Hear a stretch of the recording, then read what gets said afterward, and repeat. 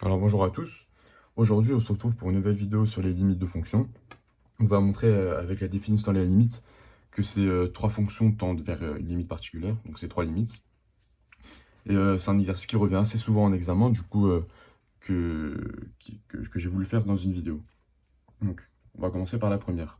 On veut montrer que x carré plus x plus 1 tend vers 3 quand x tend vers 1. Donc on va montrer en gros, pour tout epsilon supérieur à 0, il existe un delta supérieur à 0 tel que pour tout x appartenant à 1 moins delta 1 plus delta, j'ai x carré plus x plus 1 moins 3 plus petit que epsilon. Donc ça équivaut à ce que, donc avec la définition de la limite, j'ai directement ça. Donc en simplifiant, x carré plus x moins 2 plus petit que epsilon. Donc là, ce qu'il vient de faire, c'est de factoriser ce polynôme. Donc il faut en trouver les racines. Donc à l'aide d'un calcul de discriminant, j'ai delta qui est égal à b au carré moins 4ac plus 8 qui est égal à 9. Donc deux racines distinctes, parce que delta est supérieur à 0. J'ai x1 qui est égal à... Alors, 1, non, moins 1, moins racine de 9 sur 2, qui est égal à moins 2. Et x2 qui est égal à moins 1 plus racine de 9 sur 2. Alors, racine de 9 c'est égal à 3, qui est égal à 1. Voilà, j'ai ces deux racines. Donc en gros, je peux factoriser ce polynôme en x moins 1 facteur de x plus 2. Voilà. Donc, pour montrer ça, ça équivaut à montrer cela. Donc ensuite, on remarque que lorsque x pardon, est au voisinage de 1, donc je vais faire un petit dessin ici. Hop. Ici j'ai 1, ici j'ai 0, ici j'ai 2.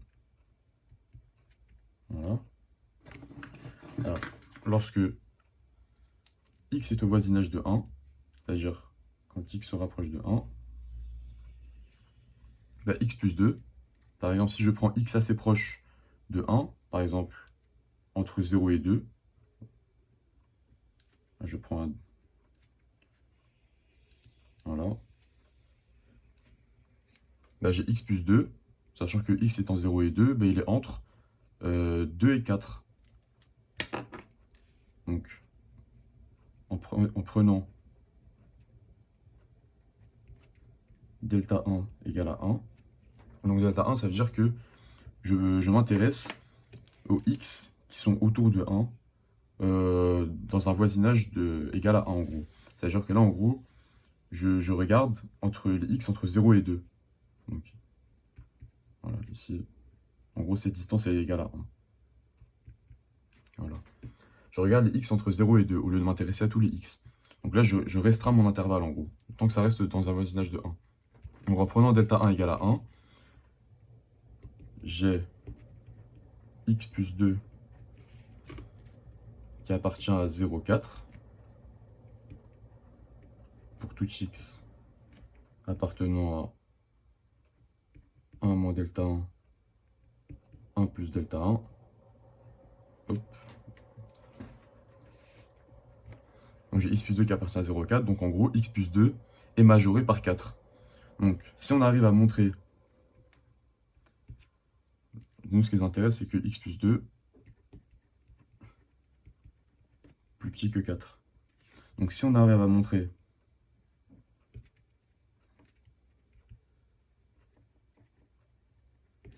que quelque chose plus grand que cela, donc quelque chose plus grand que x moins 1 facteur de x plus 2 est plus petit de x epsilon, comme on a montré que 4 est plus grand que x plus 2, si on arrive à montrer que 4 x moins 1 plus petit que epsilon,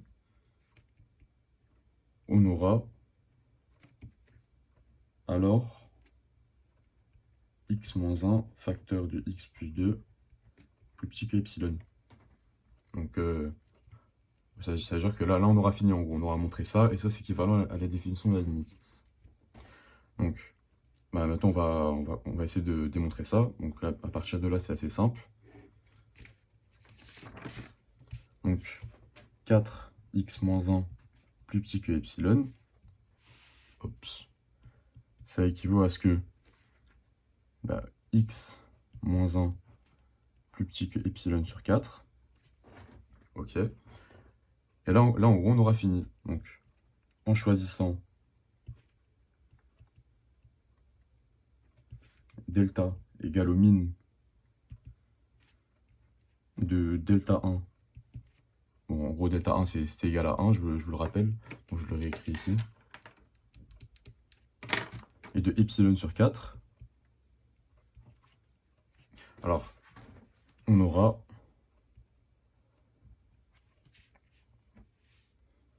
4x moins 1 plus petit que epsilon pour tout x appartenant à 1 moins delta, 1 plus delta. Et ça implique que pour tout epsilon supérieur à 0, il existe un delta supérieur à 0 tel que pour tout x appartenant à 1 moins delta, 1 plus delta, j'ai x carré plus x plus 1 moins 3 plus petit que epsilon. Alors, j'explique.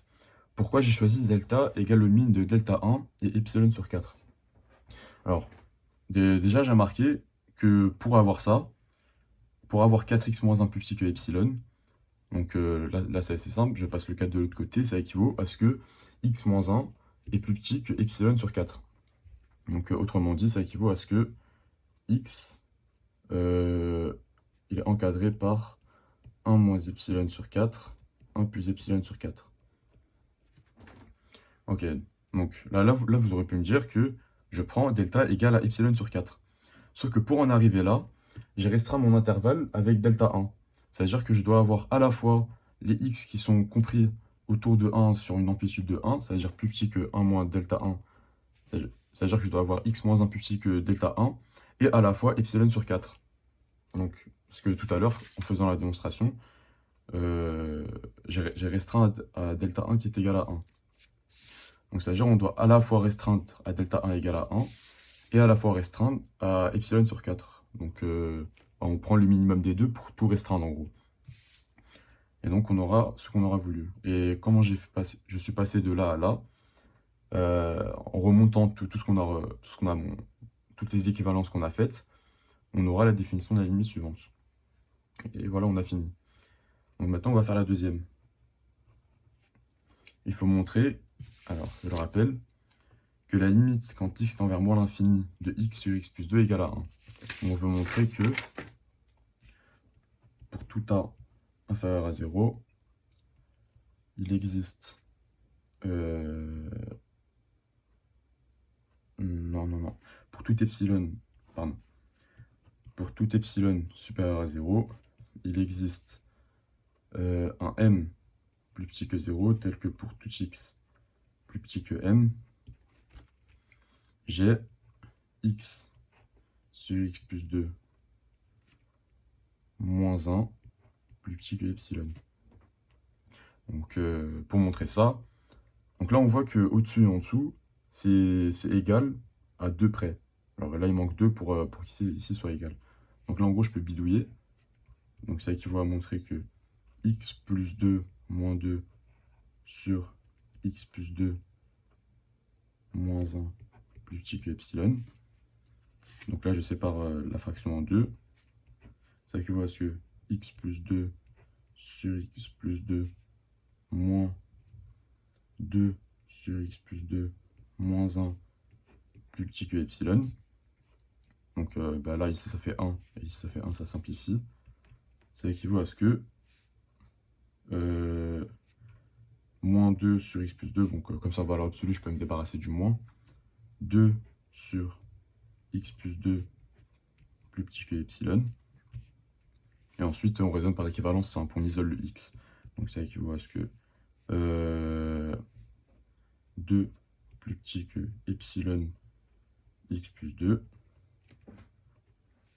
Ça équivaut, hop, que 2 sur epsilon, je passe l'epsilon de l'autre côté, plus petit que x plus 2. Ok. Et sachant que, alors, Là, en gros, pour se débarrasser de la valeur absolue, on sait que x est négatif. Donc, en choisissant, on sait que x, il est très très petit. Donc, en le prenant assez petit, on aura x plus 2. Donc, en gros, x sera tellement petit que x plus 2 sera aussi inférieur à 0. En choisissant m égale à moins 2, m1, pardon, on aura x plus 2, x plus 2 sans la valeur absolue, plus petit que 0. Ça implique que x plus 2 en valeur absolue est égal à 2 moins x. On prend l'opposé. Parce que, enfin, moins 2 moins x plutôt. Parce que quand l'intérieur de la valeur absolue est négatif, la valeur absolue d'un non négatif, c'est l'opposé. Voilà. Donc, ça équivaut, je continue ici, à ce que 2 sur epsilon plus petit que moins 2 moins x. Hop, ça équivaut à ce que 2 sur epsilon plus 2 plus petit que moins x. Et donc, ça équivaut à ce que, ouais, je multiplie par moins 1, moins 2 sur epsilon moins 2 plus grand que x. Voilà. Donc, en choisissant m égale à min, je termine sur la deuxième ligne, de moins 2 sur epsilon moins 2. Donc, pourquoi j'ai pris le min, je le répète, parce qu'on a vu que ça marche pour les x qui sont très très petits. Donc, je dois avoir x qui est plus petit que moins 2 sur epsilon moins 2, mais pour en arriver là, j'ai dû avoir x plus petit que moins 2. C'est-à-dire que je dois avoir x plus petit que les deux à la fois. Donc, si je montre, donc, en choisissant un m assez petit pour que x soit plus petit que les deux à la fois, donc en prenant le min, bah, j'aurai les deux inégalités qui sont vraies, et donc j'aurai montré la limite suivante. Donc, j'ai bien, donc, j'ai bien, pour tout epsilon supérieur à 0, il existe un m plus petit que 0, tel que pour tout x plus petit que m, en remontant toutes les équivalences, x sur x plus 2 moins 1 plus petit que epsilon. Voilà.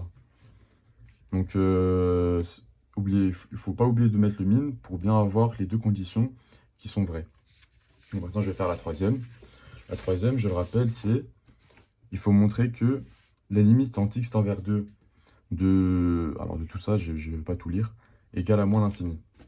Donc, on va montrer que pour tout a pardon, plus petit que 0, il existe un delta plus grand que 0, tel que pour tout x appartenant à 2 moins delta, 2 plus delta, j'ai 1 sur exponentielle de moins x moins 2 au carré moins 1 plus petit que a.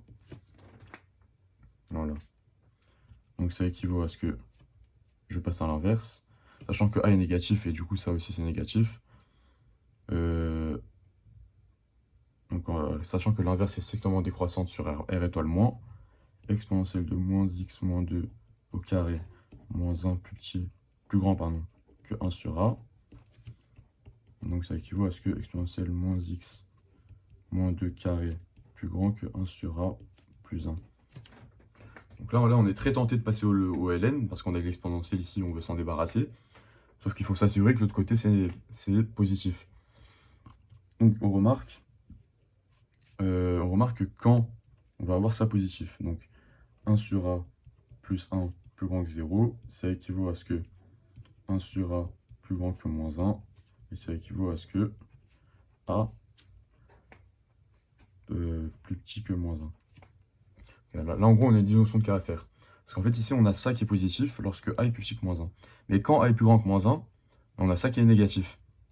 C'est-à-dire que là, en gros, il faudra procéder par deux manières différentes. Donc, lorsque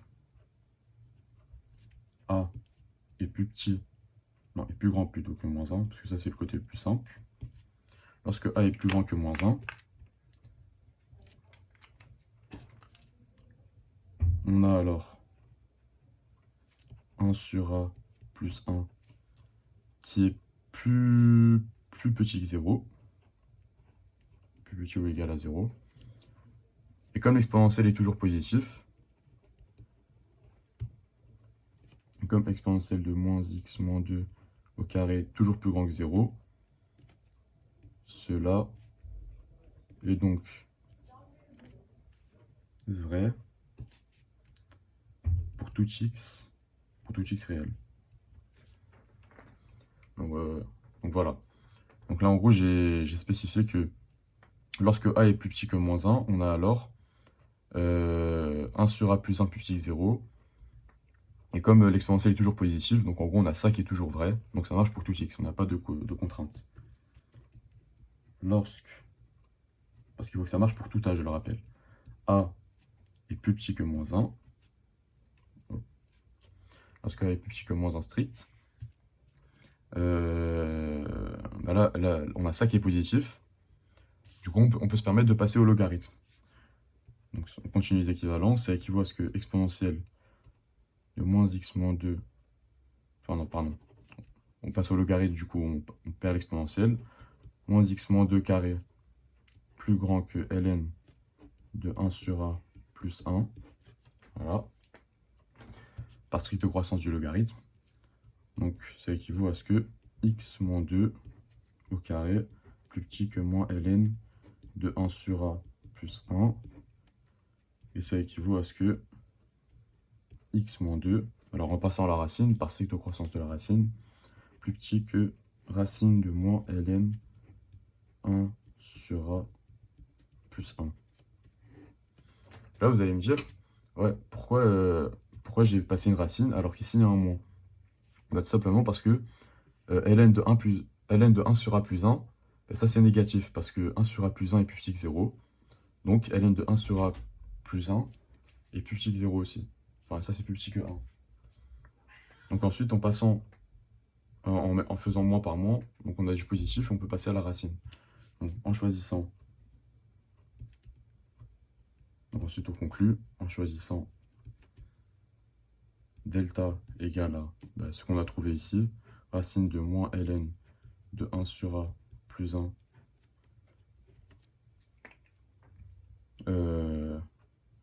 on a alors, ensuite je réécris la définition, bon voilà, vous avez compris. Donc voilà, maintenant nous avons montré ces trois limites à l'aide de la définition de la limite. Donc j'espère que ça vous aura servi et que vous réussirez à faire des exercices avec la méthode. Donc ça c'est une méthode qu'il faut connaître. Voilà, merci.